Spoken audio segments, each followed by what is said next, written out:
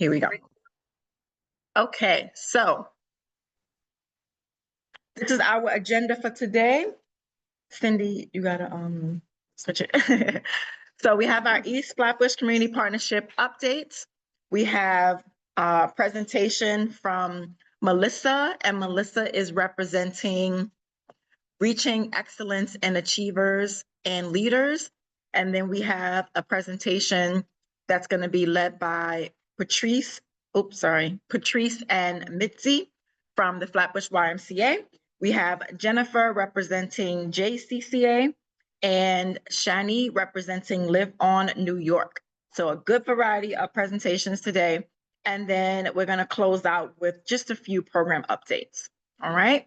So I'm going to pass it over to Cindy. She is going to share about our East Flatbush Community Partnership updates. We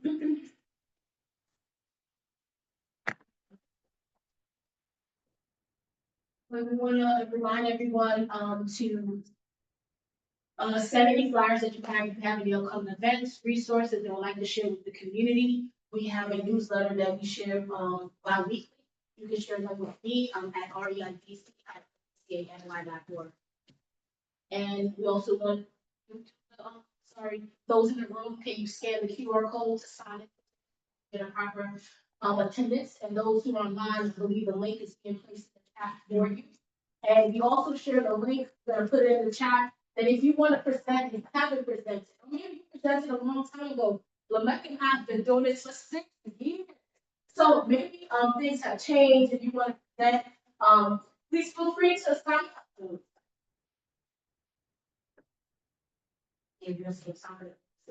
Mm-hmm. Are they still good for hearing in the? I just asked. I'm waiting for someone to respond. Yep. Thank you. I'm assuming it's a yes because no one said they couldn't. Everyone to check out our website at eastflatbushpartnership.org. There's a lot of great information there. I said this one. Yeah. Yeah. Okay, no problem. Mm-hmm. I don't usually have that issue, but anyway, we encourage you all to check out our website at eastflatbushpartnership.org. Okay, great. Thanks, Lamecca. Well, those of you in the room and those who are on Zoom right now, you're currently attending that, but we would like to share our monthly general meeting, which happens on the 4th Thursday of each month from 3 to 5. Right now, we are meeting at My Time Inc., which is located at 640 Parkside Avenue. It's a great space, and we welcome you to come out in person. But if you can't, a lot of you know that the virtual option is also still available for this meeting. So this meeting is greatly attended by service providers sharing information to make sure that our community stays informed about what's available right here at home.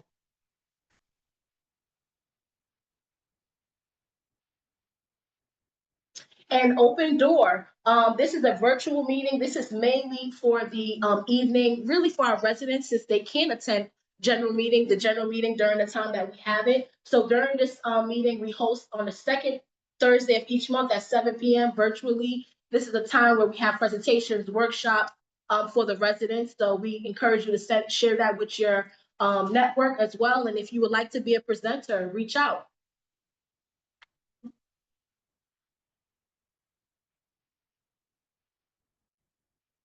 So about the Share Pass events. Our last event was What's Next for Her Women's Summit. We hosted this on October 4th. It was a grand success. This marked our 5th year of the summit, and our mission was to go big, and we did just that. I just want to highlight the partners that supported that event because it could not have been done without them. It's a little bit of a long list because it's a big event. So I want to thank God Squad at 67th Curly Council, Zochic, Morris Height Health Center, Brooklyn Site, Sesame Flies International, Earth App, Bella Brown Girls, Women Who Want More, Mary Kay, Planted in Wellness, Brooklyn Level Up, Derasper Community Services, Art and Public Speaking Program, Inc., Peak Post with Dr. Sherry Andrews, Honey's Beauty Chateau, and Brooklyn Comments. We thank you all for making it such a success. Many participants have continued to share heartfelt feedback about how impactful and inspiring the experience was for them.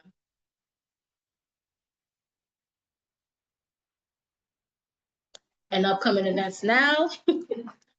So our next event is our annual breast health panel. This is awareness we do every year in partnership with One Brooklyn Health Share, and I believe a new partner is Advocacy by Advocates. This is going to be on October 29th at 5:30. Please come share this flyer with your network. This event is usually really well planned out with great speakers, knowledge, and testimonies. Just leaving everyone empowered with the information that they need and feeling supported as well based on the battles that they are fighting.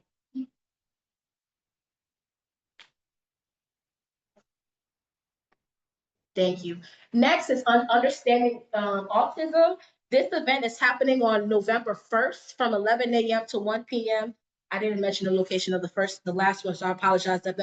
This one will be taking place at 1805 Nostrand Avenue. This is supposed to be a powerful, much needed session, helping bridging the gap of engagement between general pop children and special ed children in school. In partnership with Loving Kindness, sorry, Lamecca, Wellness Services, Real, as well as Autism Support and Solutions, and My Time Inc.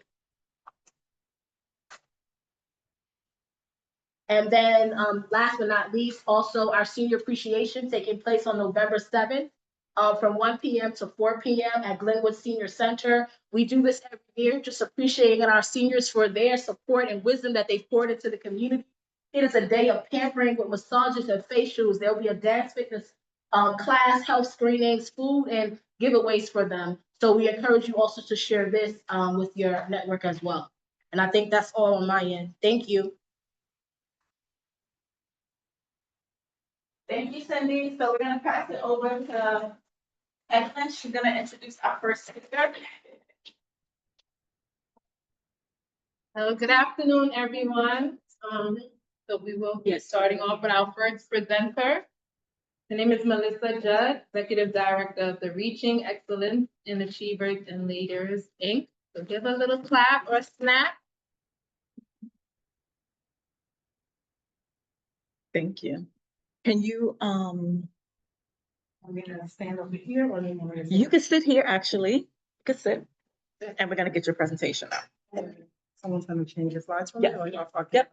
I'll do it. Yep. Okay, so just give us 1 second. We want to get up Melissa's presentation. Thank you. Okay.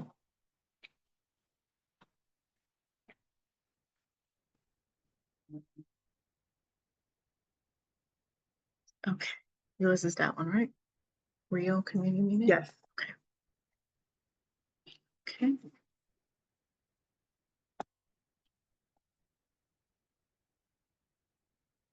Okay.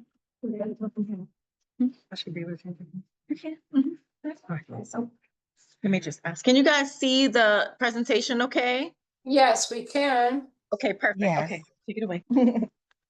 hello, everyone. My name is Melissa Judd, and I am the Executive Director of Reaching Excellence in Achievers and Leaders. And we work on making a real difference in the community.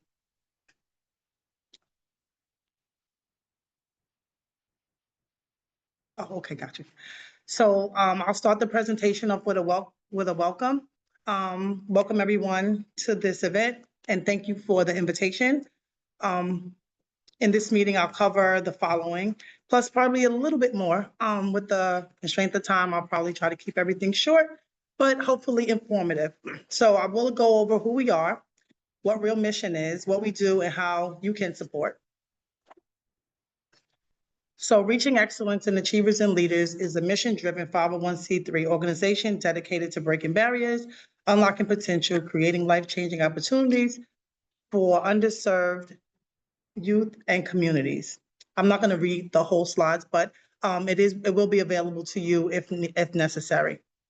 Through our programming, we do offer mentoring, professional development is up and coming. We work on empowering individuals to achieve academic, personal, and professional success. So our mission is quality education, educational support, leadership development, and empowering communities. So in educational support, we offer educational resources and support to enhance learning, experiences for children. Our leadership portion is always dedicated to providing leadership skills to our youth and our young adults, preparing them for future challenges and opportunities. And we always empower the community through family engagement opportunities. What we do a lot in the community. We're in Flatbush, in the East Flatbush area. We provide after-school academic support. We provide summer camp. We provide mentoring, youth development, Saturday fun days, which are monthly. It's usually the last Saturday of the month. We do quarterly community meetings, and up and coming, we will be providing workforce development, financial literacy, and parent support meetings. So what drives us is really in our name. We're always reaching the youth in the community. Excellence is obtained by delivering impactful programs. Our achievers and leaders are youth, and they are supported through academic enrichment. Our leaders are equipped to create lasting change and brighter futures, and we always depend on the community. So our impact comes from the organization as well as the community. So our Real After School program is a fee-based program. We do charge $125 per week. We offer services from 2:30 to 7 p.m. Monday through Thursday. On Fridays, we offer services from 12:30 to 6 p.m. And the fee includes academic support, homework help, hot snack, extracurricular activities, STEAM and enrichment activities, and out-of-school time schedules. We offer extended day pickup because we find that the general after-school programs are from either 3 to 5, 3 to 6, and our parents in our community requested an extended day. So we met them where they were, and they actually are being accommodated with the extra hour on Thursdays. There's no delays with pickup with this extra time, and it's less interruption during our group activities. Our extracurricular activities includes Real Kids Cook, Real Anime Club, a Real Science Experiment, Real Kids in Tech, Real Robotics, Real Kids in Civics, and Real Kids in Business. These are the real extracurricular activities that we are providing during this school year. Do I stop for questions or do I do questions at the end? Okay, we'll take questions at the end. So how can you help? We're always looking for parents in the community to join our planning committee. We're always looking for board members to support our long-term goals. We're always looking for volunteers to support our events, and we're always looking for donations. That can be found on our website. So in closing, our next upcoming meeting will be on November 1st. It is virtual, so you can reach out to me directly. I'll leave my contact information at the end, and you're more than welcome to join us on Zoom. It is virtual. We also always are looking for organizations within the community to do collaborations with. And we want to thank you for your participation in this event today. I am. Okay. So Melissa, could you share about what made you create this organization? So the organization was created because I own a preschool. And once my children graduated from preschool, the parents needed a resource or needed a place for their children to go. 10 students originally in 2016 turned into 60 students, September of 2016. So we noticed that there was definitely a need in our community, and our program has always been fee-based, even though it's nominal. There is a need. Today, we currently house 120 children, providing academic support, educational enrichment activities at our 1805 Nostrand Avenue hub, right here on in East Flatbush area. And I guess the answer to your question is there was a need in the community that needed my assistance, and I just threw my hat in. I formed an executive board. We put our heads together, and almost 10 years later, here we are. Thank you. Any questions for Melissa? I know you shared that there's an expense for the service, and all of the families, obviously, we see that there are families that can afford it in our community. Is there any way for, other children who can't afford that? Is there any support on the end? So we do accept vouchers as well for those parents that are in need. And we do have about 20 students that we just take from the community that need the service that parents cannot afford us, and they're not eligible for the program as well.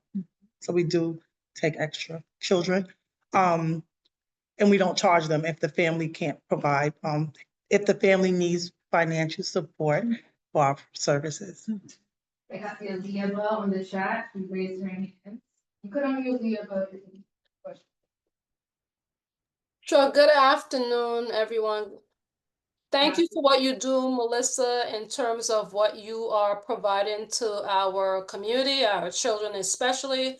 My specific question is about the ages that the program caters to.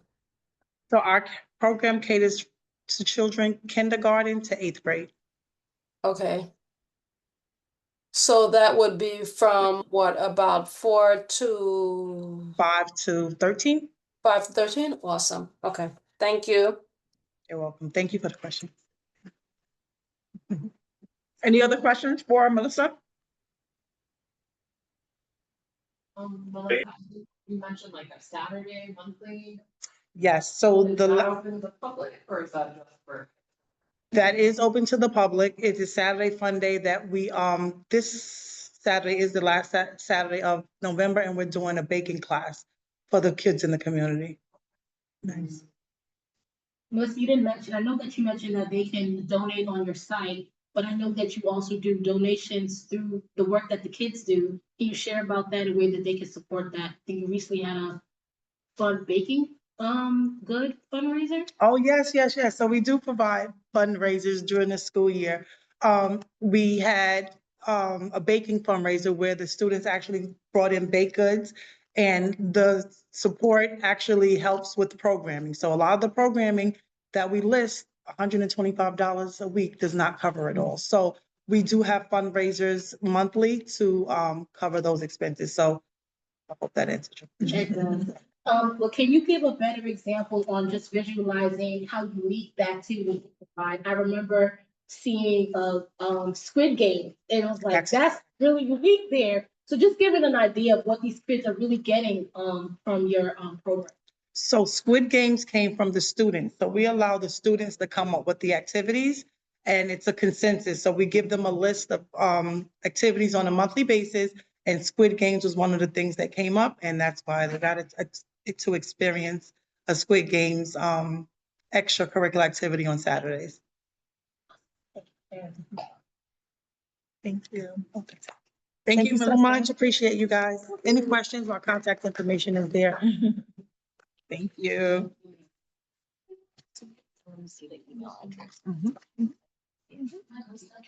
Okay, thank you. You're welcome. 1 second, Cindy. Okay, let us have 1 moment to transition. Thank you for your patience, everyone.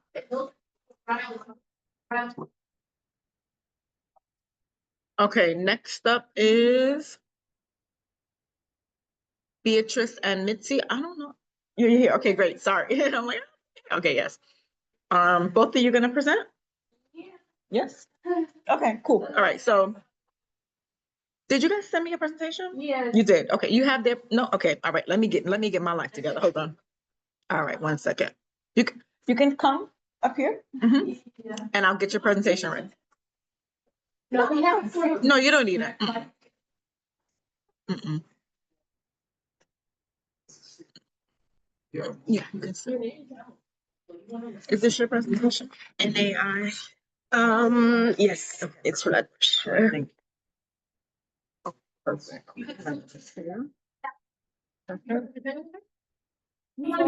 In the meantime, if you haven't filled out the attendance form, please fill it out.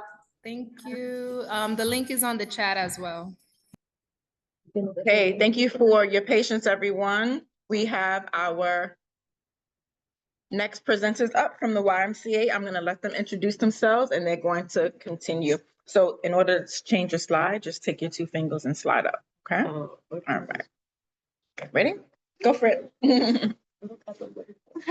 Hi, everybody. So my name is Beatrice Jean-Claude. I'm the program director of the New American Initiative at Flatbush YMCA. And my name is Mitzi. I'm the New Americans Initiative Coordinator at the New Americans Initiative at Flatbush YMCA. And it's very nice to be here today and meet you guys. I'm very happy to be here and thank you again for the invitation. So let's, I'm going to give you a brief overview about the New American Initiative program. So the New American Initiative program is a program located at I think, location in Brooklyn, actually. So we are in Flatbush, Chinatown, Flushing, and Harlem. So this program, our mission is to help immigrants when they come to New York City and to help them to different kind of services they can they are looking for or normally they need. So we provide English classes, but always I said English classes is the door, but it's not really ESOL classes that we offer because we understand that many our students or participants when they register to the program, they don't have, yes, they want to learn English, but they have other needs. So the English classes become for us 1 hour criteria for us to help those people when they come to New York City. But you will see we provide other services. So we want them when they come to our program to feel welcome. So we offer them different kind of services, but we're working also with different partners that we can build our services and also they can achieve their goals. So I'm not going to go to the mission of that. So individual, we have some individual service like educational services like the ESL classes, citizenship preparation.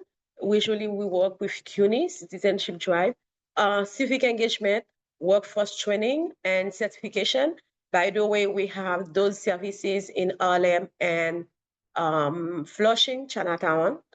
Unfortunately, before we had those services in Flatbush, but because some cutting now we have like ESOL classes, but before we were offering more services. And capacity building workshop through case management services like resume, interview, job preparation. So everything that when someone needs to find a job, we prepare them on that. And also volunteer engagement. So every cycle we have people or student, former student that come back to our program and decide to volunteer to our program. Actually, we have one that was in our program, it's still in our program, but it's volunteer at the same time. So it's like learning environment also. So to support our participants, we're doing case management, legal services. We provide them resources, referrals, and we build our partnership. We collaborate with different kind of organization that can help us to give them those services. A lot of advocacy, particularly for the immigration purpose, with Catholic Charities, Asian women, Asian refugees, so all those organizations that usually working in advocacy and crisis response. So usually we work also with YUSA and to advocate regarding some legal rights. So at Flatbush particularly, we offer the ESOL classes, civic engagement, job development, capacity building, case management, digital literacy, food pantry. So actually digital literacy, as you know, become an essential part for everybody. So instead to have the participant coming to class just to learn, you know, the traditional English, but we want to incorporate digital literacy into the English classes component. So all teachers, when we hire them, they need to have some of those skills because usually we use Burlington English application. So each participant has this app in their phone. So they have to know how to navigate the application so they can learn English at home, everywhere when they want. And also how to use a laptop. So usually also we have those workshops integrate into the ESL classes. Food pantry, something that we offer every month to our participants is free food they receive from Flatbush YMCA. And also at the end of this year, we will have coat drive. Usually we offer them also coat for the winter and also the clothes so that they can stay warm. So we are located at, as I said before, for location, Chinatown, Harlem, Flatbush, and Flushing. So we have our virtual classes, but it's more in Chinatown. And also we offer ESL classes, Colombia, Brazil, Haiti also, YMCA. So we have our association office, we have an AI director, program coordinator, data manager, administrative assistant, all those people are there to support, our participants. So we work Monday through Thursday, depends on the location, and Friday also, and Saturday sometimes depends when we have events. Okay. And, oh, what? Oh, it's, sorry. Oh, okay, no, it's okay. Upcoming workshops/events that we have that are open to the community to attend. So, next week, Wednesday, we're having a workshop on mental health and well-being presented by the Haitian American Alliance of New York. And then next Saturday on the 1st, we're partnering with CUNY Citizenship Now, to do like a citizenship drive. So anyone who needs assistance with, filing, N-400 or the citizenship application can come and, speak to legal representatives that can help them fill out the application. And then the week after that, we're doing a financial literacy workshop. We're hosting 2 different workshops. One is around savings. What is savings? The types of savings account, why it's important to save, ways to save on fixed and maybe not fixed income. And then the second workshop we're doing is on credit. As you know, credit is a very important thing. And sometimes, including myself, we start late in trying to build our credit. So we really want to, inform our community members, how they can start to do that. And then, yeah, we're doing a fire safety education training in partnership with the FDNY. So that's gonna be awesome. And then we're planning to do a partnership lunch in the beginning of December. More details to come. And then in January, we're going to be doing registration for our winter cycle on these 2 days. And we'll share more information with you as we approach the dates. Mhm. So it was great. So if you have any questions, George, all the workshop at the Flatbush. Flatbush Wine, What time is the fire safety and the mental health? We can email you the information, the flyers. We have flyers for each of these the workshops that were coming up. So yeah, we can definitely email it to you so you have the exact date and the time. before leaving today, I can give you the information. Yeah. Because I have them in my laptop. A follow-up question on that, is it do people need to RSVP or what is for your events?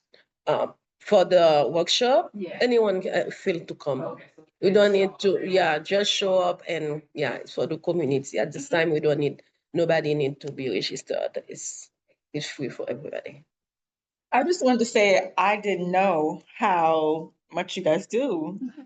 It's very holistic. I appreciate seeing that. Thank you. Yeah. What is some feedback that participants have shared with you from going through your programs?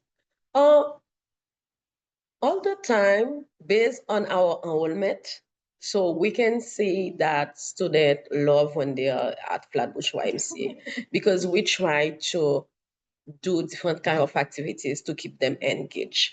Unfortunately, because of the immigration purpose situation actually, so we're not going often outside, but usually we used to create activities where usually the participant will be engaged but also practice English. But unfortunately we cannot, but now we try to create different activity inside YMCA. So when the participant come, so they feel welcome, but also they feel at home, so they can practice So, yeah, and actually the feedback that we receive is really good. So, and most of the time we have, for example, I have student that was there before, but they send their parents now. And after that, parents send memos, that's most of the time when we need to do registration.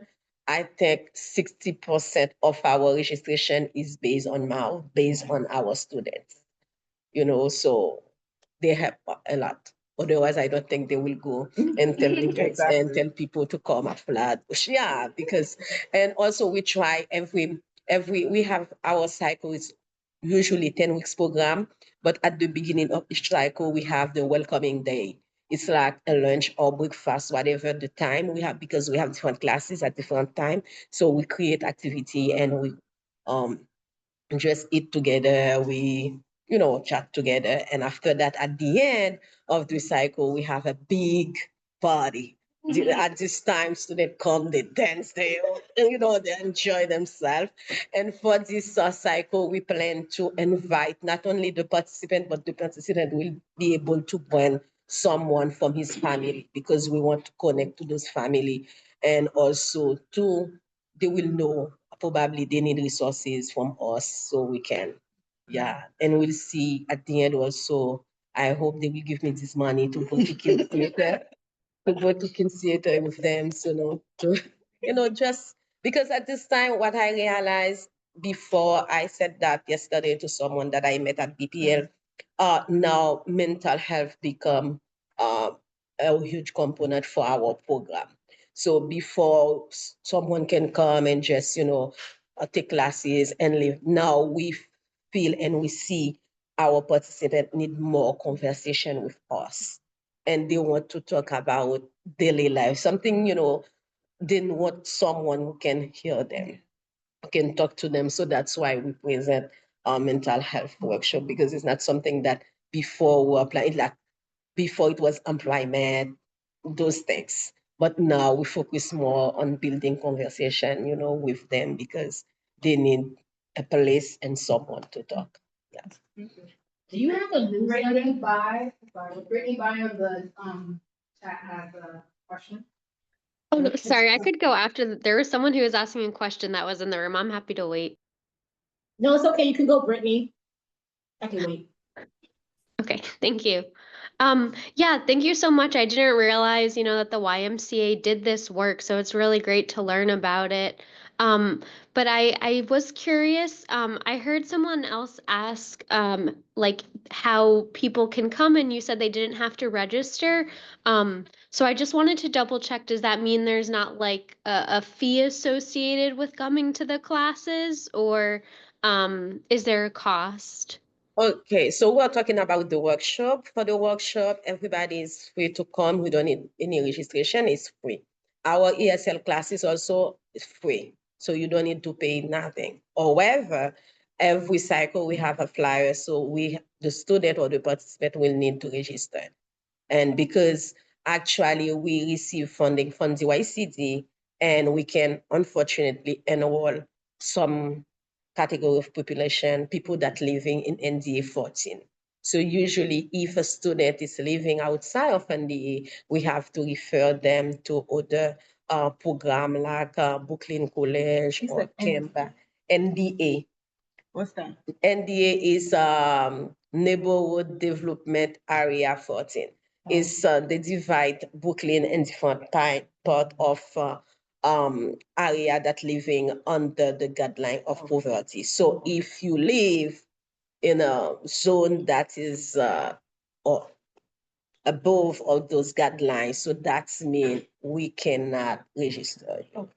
Yeah, just to follow up on that, it usually the neighborhood development areas kind of follow like the community board mapping a little bit. It's not exact, but it for the most part it does follow that mapping. Yeah. So that's mean if you have a certain people that living in those areas, a certain income, and based on those income, you can live. If you live there, that's mean you cannot come to our program. So we have to refer you to the program. Otherwise, you have to give us proof of your income. Yeah, that's because we don't want to, obviously, because of contract, Yeah, contract it's the requirements. Yeah. contract. Before we had different contract, and at this time when we had those participants, we automatically put them and those on different program. But now because we have only those funding and we have to combine, we have to refer them, we can add. This is I think the huge. Do you have a newsletter? Because I saw you said a partnership luncheon coming up. Yeah. So just to stay informed when you have other things and the flyers and stuff for them, so we can share them. Yeah. Yeah, so what we're trying to do now more regularly, right? Because I just came onto the team about 2 months ago. Anytime we have any type of event coming up, we have our list of partners that we email the flyers to and inform them of any upcoming events that we're having. Mhm. Oh no, well, we just added you, right? Okay. Yeah. We met before. That's why I told her that before I came, but it wasn't this place. I don't know. We hosted it at the Y one time. I think Yeah. that's when we first engaged. Yeah. Yeah. Long time ago. Yeah, so please add us so we Yeah. can see that. Yes, Is please. that the general? Is it the general EFC? I would prefer not, because I don't check that one a whole lot, so you can send it to Cindy and I, so. Okay, I think I'm in the email you guys were CC'd in. Okay. Yeah, Yeah. us directly, it'll be better, I can Okay. get it sooner. Okay, so we'll do it that way. Any other questions? Sorry if I missed this. Is there a age range that you work with? Over 18. Okay. Yeah. Mhm. For the ESL class. Yeah. Yeah. But after that, anyone? I know you said you were gonna get back to us regarding the time, but is this during the day or the evening session? Daytime. Yeah. Some of, I think workshop will be like 11 or 1. Yeah, 11 or 1 is. Yeah. I think we don't There's have no it. evening option at all. Unfortunately, the presenter, we didn't Yeah, the have partner. anyone Yeah, the partners there. that accept to give, because our last class is 5:30 to 8:30. Mhm. And Oh, so your classes are later. we have classes 9 to 12, 1 to 4, and 5:30 to 8:30. So, and most of the time we schedule our workshop based on class schedule. Yeah. Because most of the time, this is what my experience, if I put the workshop on Tuesday or any day that we didn't have class, usually we have less attendance from our participants. So we prefer to schedule time that we know everybody will be sure. Yeah. Thank you. Yeah, thank you. Yeah, we welcome. Thank you, guys.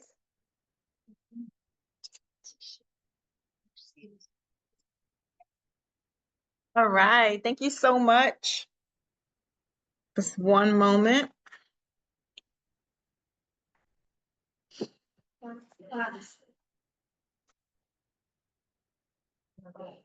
Okay, next up, we have Jennifer Lancaster. She's a program director with JCCA, and we're gonna pass it over to Jennifer. Welcome. Let me get your presentation, okay? All right, it's this one, right? Oops, not that one, that's the brochure. No, you're good. Let's share for you.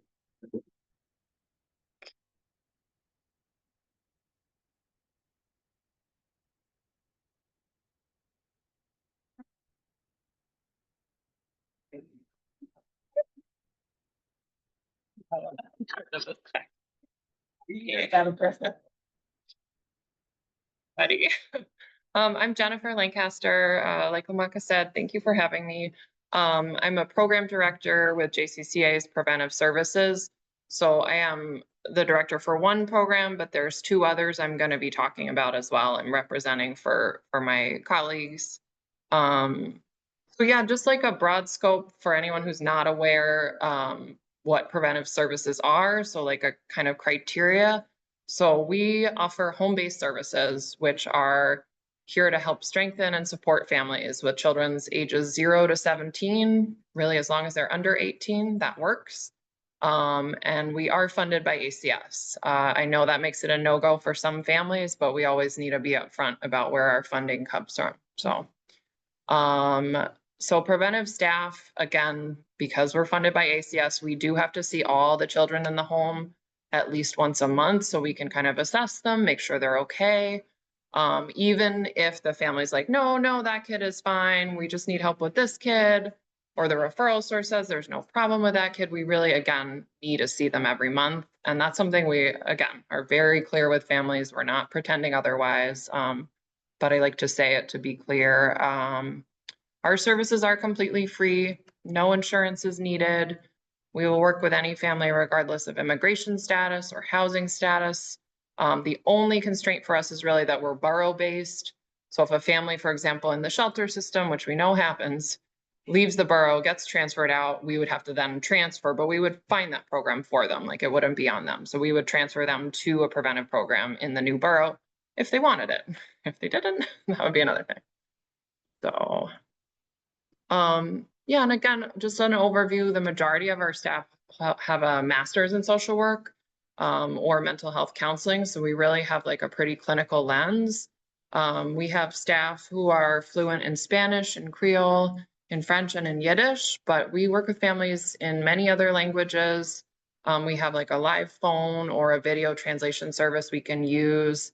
So we've been able to support many families that we don't have any bilingual staff to work with, but we use the translation really well.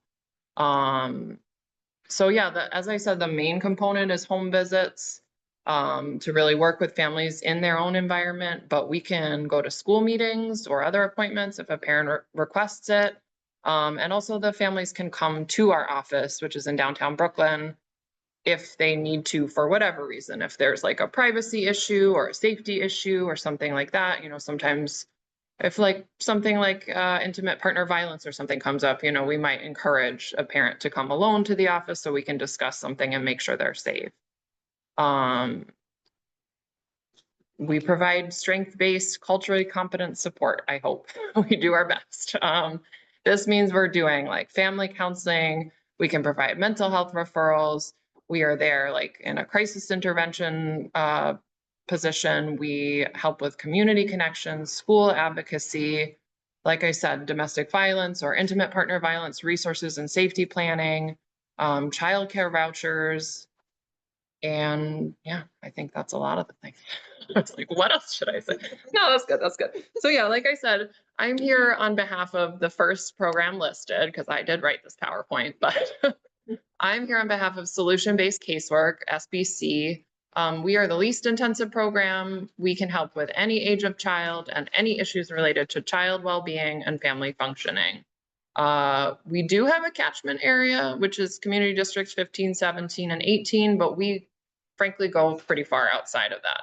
So we are actually in this kind of area. We're in the East Flatbush, we go to Midwood, we're in Sheepshead Bay, we're in Canarsie, but we go to New Lots, we go to Brownsville, we go to Crown Heights now, like we'll go, yeah, like try us, we'll go there. So I mean it though.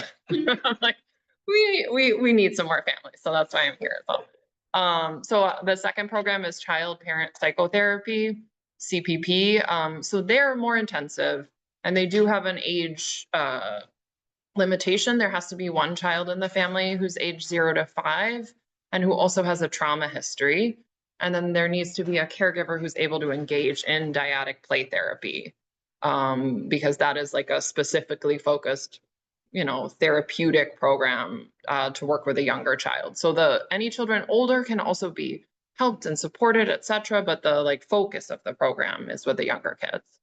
And they work throughout the borough of Brooklyn, no matter what. I will just plug this, even though I know I'm in Brooklyn, we do also have a CPP program in the Bronx, so we can do the same thing in the Bronx. I don't know if anyone has connections up there, but we have all the contact information on the brochure that Lamaka will share after. So, and then our last Brooklyn program is Helping Hands for Families, which is also known as Family Treatment and Rehabilitation. They're the most intensive and they require a parent or an adolescent or youth struggling with mental health and or substance use issues. And they also work throughout Brooklyn. Yeah, I don't know how much Okay, I still have some time. Okay, I was like, I'm gonna go into detail, but I'm like, I don't want to go too far. So again, so solution-based casework designed for families with any safety or risk situations that impact the well-being of children and teens. So that could be school attendance, that could be sibling conflict, that could be parent to child conflict, that could be mental health, behavioral needs, developmental disabilities, any of that. And we are really grounded in, sorry, again, it's my program, so I'm going to say we, and then for the other programs, I won't. The SVC is grounded in daily routines and the tasks of parenting and family developmental stages. And we really, really buy into and ask for the family's perspective to understand how to help them make behavioral pattern change, which can be both on the family level, like if they're struggling with parenting tasks or struggling with getting something for their kids or something, and then for the individual caregiver, if they themselves are struggling with, you know, a mental health issue or other, you know, depending on what's going on. So yeah, I think I covered the part about where we'll go almost anywhere now, but technically we're in like South Central and East Brooklyn. So yeah, we, like I said, least intensive. So we do 2 meetings a month with families. We can do more frequently if a family requests, or if we really think there is kind of a crisis, we might go, you know, every week for a bit or something like that.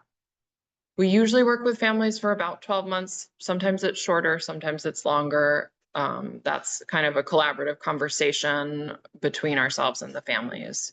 So the first couple, what we call milestones or like phases of the work, is where we really talk to parents about their current supports, their family structure, their culture, their history, their strengths and their concerns. And then from that, we come to an agreement with them on what they want, like new outcomes for their family to be. And then the second part of our work is really milestones 3 and 4 is when we're really actually making like written down action plans for behavioral change for the families. And again, this is not like we will end up writing them, but we will be working with the parents. You know, we're not going to be like, you have to do this. We're going to say, what if you did this? Or I hear you're already doing that. So, sorry, can't read my own screen now. It's too far down. So yeah, and really just like making sure that the families are able to use their action plans and then kind of celebrating the changes they're making, the successes they're having. And then really, yeah, making referrals to other community resources in the end so that we can end our work and not have them forever with us. So the child parent psychotherapy, like I said, is really for kids who are ages 0 to 5 who've experienced a trauma. So that could be abuse or neglect, that could be exposure to intimate partner violence, that could be the death of a loved one, that could be foster care involvement. You know, there really is a long gamut of what that looks like. But the point with the particular age is that it's the most formative time for brain development. So that's why they kind of have the limitations there. So CPP really looks at how, and the children, it's often the children, but also often the caregiver. You know, if a young child has experienced a trauma, the caregiver has also usually experienced that trauma. So it really looks at how that impacts the parent-child relationship. They do a lot of assessing. They do a lot of work before they really get into like the helping the child to kind of communicate and then heal through the play with the parent. So CPP is really there to support and strengthen that relationship, to restore the child's like sense of safety. And again, there's like evidence really indicating that that secure attachment with a child in that age really promotes like positive trajectories well beyond early childhood. Sorry, I have a thing blocking the bottom of, so I keep on looking at this. That's fine. Oh, thank you. See, I should have just asked. Okay. So yeah, the CPP works weekly with the family. So that could be 4 or 5 times a month. Again, about a 12-month treatment period, could be less, could be more, depending. Like I said, the first sort of part of it is really a lot of assessment, looking at also concrete service needs for families. The second part is their core intervention phase, and that's what dyadic play therapy, again, which is the parent and the child playing together. And the CPP, the child parent psychotherapist, is really working with the parent to help notice and understand what the child is communicating through their play.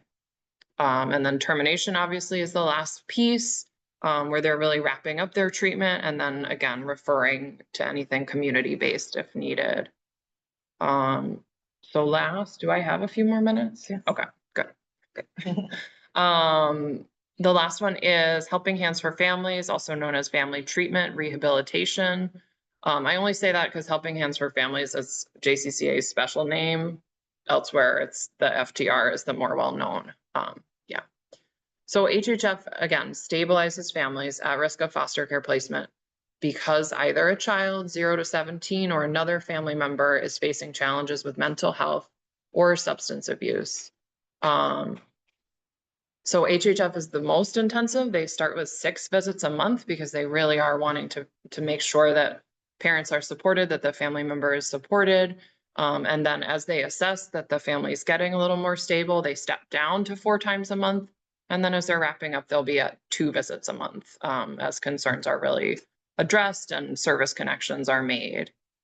So they really do intensive case management and care coordination. They do a lot of substance abuse assessments themselves, and they can also do toxicology screenings. And then, you know, they do aggressive outreach and advocacy for their clients. The average time in the program is 6 to 12 months. I think it's usually closer to 12 months, but yeah. So in HHF, the social workers screen all their clients for mental health and substance abuse. They're using all, you know, like various standardized tools. Don't ask me what all these stand for. We have the modified mini, we have the UNCOPE, and we have the CRAFT screening, for example. They can do referrals, obviously, to substance use and mental health treatment agencies. And then they would collaborate to kind of monitor compliance and make sure that clients are really getting the help that they need and not just saying that they went and then not going. And then if there is a substance use concern, they will genuinely monitor with the client by doing, you know, by signing them up for random toxicology screenings. And they also do have a CASAC on staff for case consultation. CASAC, let's see, Certified Alcohol Substance Abuse Counselor. Got it. Yeah. I was like, what does that stand for? And they assist their clients with many other services, as all our programs do, with many services in the community, including applying for and maintaining housing, public assistance, daycare vouchers, educational services, and support and advocacy. So, yeah. Yeah, I think that's, so like I said, I'm here on behalf of really all the programs, but all the contact information is on the next slide and then in the brochure. So we are all, I'm the face today, but I will say for my colleagues too, everyone is highly approachable. We are willing to tell you anything. No question is too small. So, I mean, I'll answer today, but I'm like, if you want to reach out on the strength of this to any of us, please do. So these are the folks. But again, they'll be provided. So yeah, I think that should be it. Yeah. Great.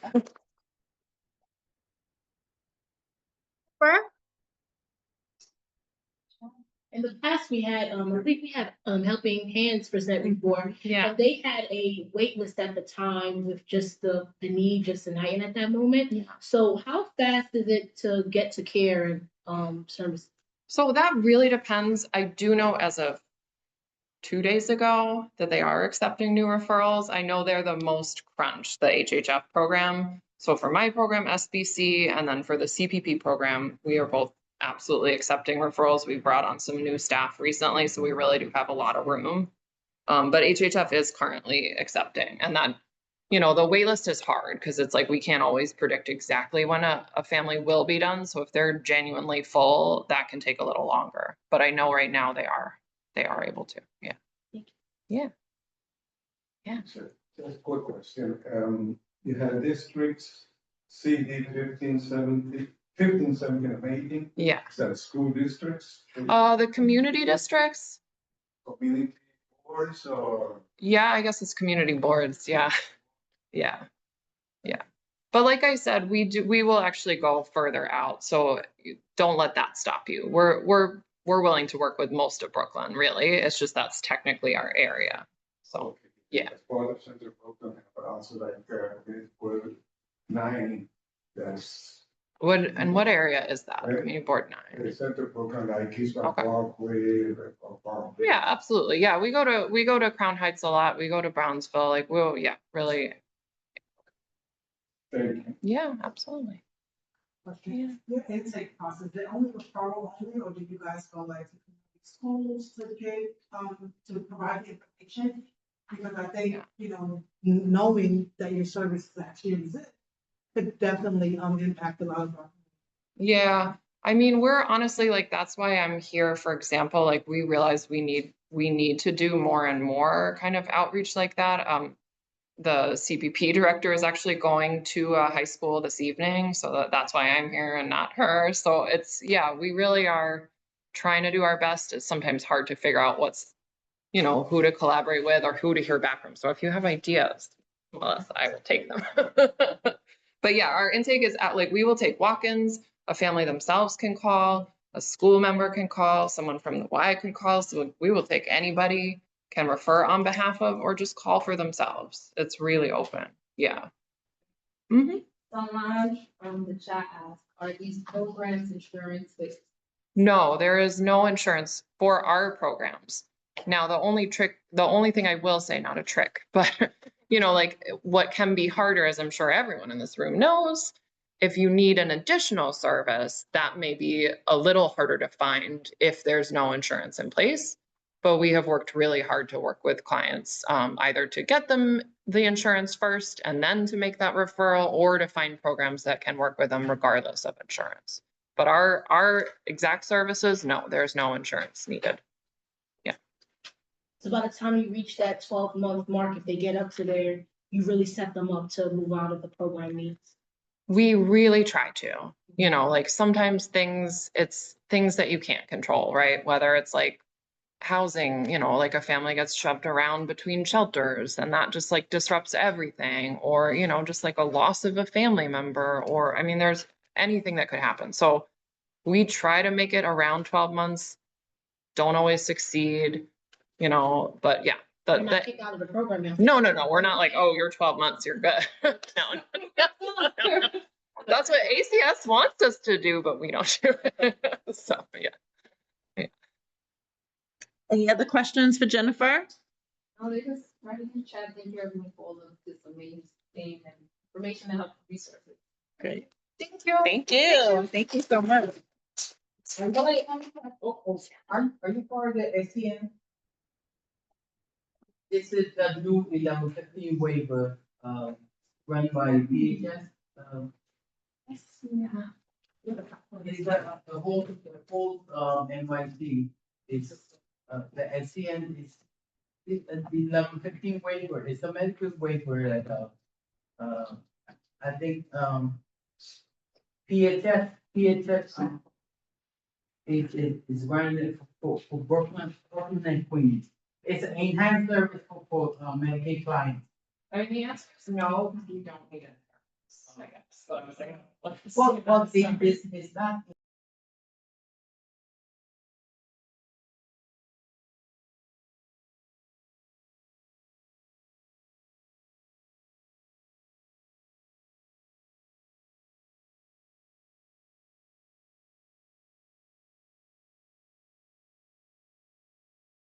Okay, yeah, but like we really work with insurance or with Medicaid or with health insurance, yeah, it's not. All right, we're gonna continue on. We have another presenter. We have Shawnee from Live On New York. Shawnee, are you available to? Yes, I'm here. Okay, great. Thank you. So we'll pass it over to you. Thank you so much. Thank you. Hi, everyone. How are you? And just to the presenters that came before, absolutely great information and amazing programs. I have presented before you before. I actually have a guest with me today. Is she still on? Latrice, are you still with me? Latrice Gray? Yes, I see her. So I have a guest with me. Live On New York is a organ procurement organization. We facilitate organ and tissue donation for about 70% of New York State. Right now, there are over 8,000 people in New York that are on the transplant wait list, and a little over 1,300 of those folks reside in Brooklyn. And the majority of that 1,300, probably about 70%, look like those of us in the room. I know Black communities and other communities of color have a healthy reason to be distrustful of establishment, but the more of us, the more people of color that register to be organ donors, or at the very least are open to the idea of being an organ donor, have those conversations with your family, do a healthcare proxy, the more opportunities for people of color to receive the life-saving transplants that they need. I brought a guest with me today because I do believe that instead of me kind of giving you a bunch of information that some of you know, some of you don't know, it is more impactful when you're able to talk to someone and hear their journey through the story and kind of connect the purpose to the mission. I have Latrice Gray with me. I'm going to turn it over. Latrice, thank you for hanging on and being with us today. My battery is about to die, so I probably will sign on from my phone in a second, but I want to turn it over to Latrice. Okay, thank you. Hi, Shawnee. My name is Latrice Gray. I am a donor daughter, basically. My father passed away in 2013, and we were contacted by Live On New York, and they asked us to donate my father's organs. He was blood type O. And, you know, being the person I am, I'm a Christian, and we believe in giving back and helping community. My sister and I had a conversation, and we made one of the best decisions we ever made, which was to donate his organs and let them take whatever they needed to save lives. Through my father's donation, he was able to impact 57 different people because they were able to drain all of his blood out of his body. With him being O, which is a universal, they were able to save lives. There were kids who had like leukemia. He was able to donate bone marrow and other organs. So for me, my father, I live in Buffalo. He lived in New York City. So he was an absentee parent. So when people asked me about my dad, I wasn't really happy. But through Live On New York, I was able to change his legacy of his life. Instead of being like, oh, well, my dad wasn't around, he was in jail, he wasn't really there for me. It was like, you know, my dad did a lot for other people through his organ donation. And it helped us change the legacy of his life from a negative to a positive. And then I was even able to meet, like, his cornea were donated to a woman. She reached out to me. She was like, I was never able to see. She's able to paint and do different things with her life. So I know a lot of people have that stigmatism about organ donation, but it really does impact a lot of people. And I've seen it firsthand experience. So I'm not telling you to do it, but consider it. It's definitely worth considering doing, because this actually changed my life. And I wasn't even the one who donated. My father was.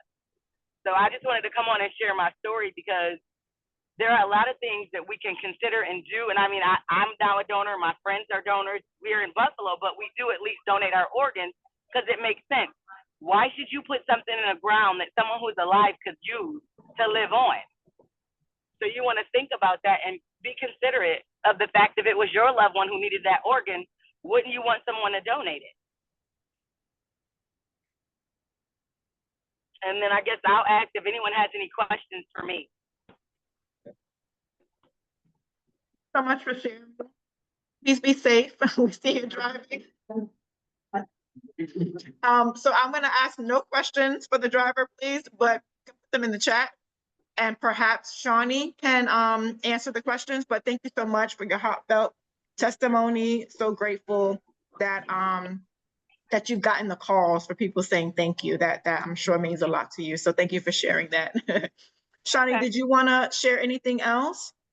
I know we had a brief amount of time. I just really wanted to put out that call to action. Athenia, I love you, Athenia. She just put in the chat, she became an organ donor because of Live On New York. We appreciate you. We just want to educate and dispel the myths and misconceptions about organ donation. It's near and dear to my heart. My sister is a kidney and a pancreas recipient. It saved her life. A lot of us are donating. And then when I say us, I'm talking about Black people and people of color. We are donating and we are receiving. Our organs are not just going to the wealthy and white people and those of privilege. They're coming, those organs are also coming to our communities. So they're not, always going all over the place. So we are donating and we are receiving, and our communities are receiving. So please, as it was so eloquently put just a few moments ago, please consider it. At the very least, have the conversation, consider it.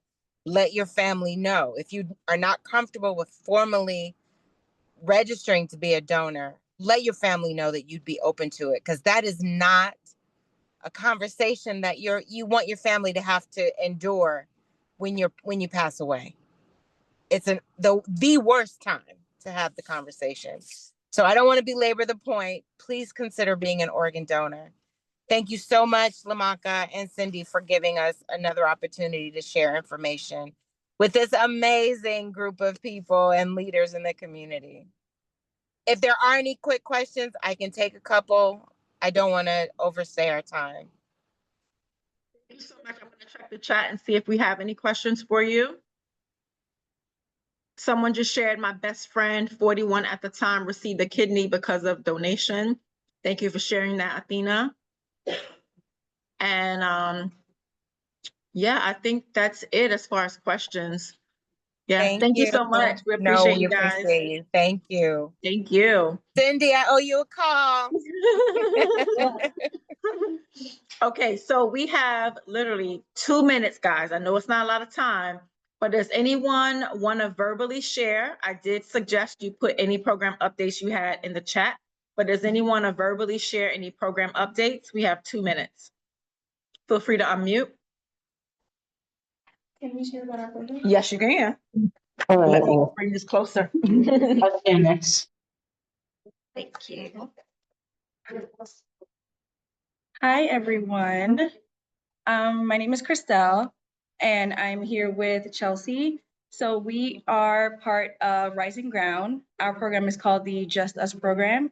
So we are a diversion program, and we service, so we are a gender responsive, diversion program for young girls who are female identifying, gender nonconforming, or non-binary, or LGBTQ plus youth. They have to have ties to Brooklyn and be at risk or currently or previously involved with the juvenile justice system. And this can be things like involved in open ACS cases, involved in criminal activity, history of arrest, or anything around that. So we started off as a pilot initiative for the Vera Institute for Justice Task Force.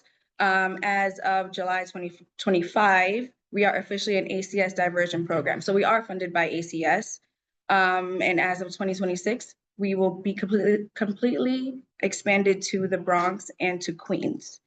We provide a variety of different things, which would include mental health services, career and educational support, and group-based activities. I'm trying to go really quick, I'm sorry. So what makes our program extremely unique is that we provide incentives. So for our services, meaning the one-on-one counseling and education and employment services in our groups, we pretty much pay them. So we give incentives. It can be between $10, $15 to $20, depending on what they do. We are located downtown Brooklyn. We have a teen hub center, which is a friendly teen indoor space. So, they come in, hang out. We have snacks, we have a TV, we have couches. It's really just a safe space for them that we try and create, so they're not always outside if they don't want to be or need to be. We provide we have computers, we have books, personal hygiene items, and we have a lot of clothing donations also. So we do accept clothing donations for those who are in need. I have a picture of that, but so I'm the intake coordinator for the program. So it's a holistic intake process. So we do about 2 to 3 sessions, about like 30, 45 minutes each. And then they are passed off to either their counselors, their group facilitators, or the education and employment specialists. The treatment plan is co-created with the young person. And then when they are enrolled, they don't have to use all of our services, but they can start off with maybe counseling or groups and then expand after that. Did I miss anything? No, I think you have it right. Okay. Oh, I think maybe the one thing is age range being 13 to 18. Yes. So I was thinking about your program of like knowing you end at 8th grade, so a potential referral source once they're heading into high school. So yeah. The only real thing is that they have to have ties to Brooklyn. And also because we are expanding to the Bronx. Ties to Brooklyn, ties to Bronx. Yeah. And ties meaning they can either live here, go to school there, have family there. So it varies. We can find a reason to take the client in. Yeah, I think that's all I got right now. Thank you. All right, everyone. Thank you so much for being with us today. I am gonna say that will be the last person sharing program updates.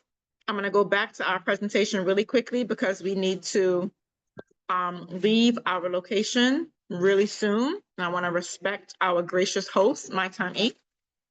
So really quickly, we are located on social media, Instagram and Facebook. You can reach us at our handle, East Flatbush Partnership. So if you are not following us already, please do so. And if you have not already, please fill out the attendance sheet. We would really appreciate that. Those of you who are here in person and online, Evelyn, how is it going? Have people been filling out the attendance sheet? Please fill out the attendance sheet if you have not already. And our next meeting is going to be November 20th and 3 o'clock. Would love to see you in person for that as well. This is our catchment area. If you guys can please hold on, I'm still speaking. I really appreciate it. I'm almost done. Just give me like 1 more minute. I want to just also remind you of our catchment area. It's 11203, 210, 212, and 226. But just like many other programs that shared, if you are outside of our catchment area, we will definitely still try our best to assist you or refer you to an organization that can. So we are done. I'm going to leave the Zoom open just for a minute. And someone passed me some information about a job opportunity. Brooklyn One Health is hiring Healthy Families Brookdale. And we have the flyers, so we'll make sure we put them in the minutes so you guys can get the information, okay? George? You could have the barcode of the. Absolutely. Oh, that's it right there. You can come close. Yep, I'll leave it up. You can come close. All right, everyone. Thank you so much. We are done for today. I'm going to leave the Zoom chat open just for a little bit. You guys want to collaborate amongst yourselves, but we are done. Thank you so much. Thanks, everyone. Take care.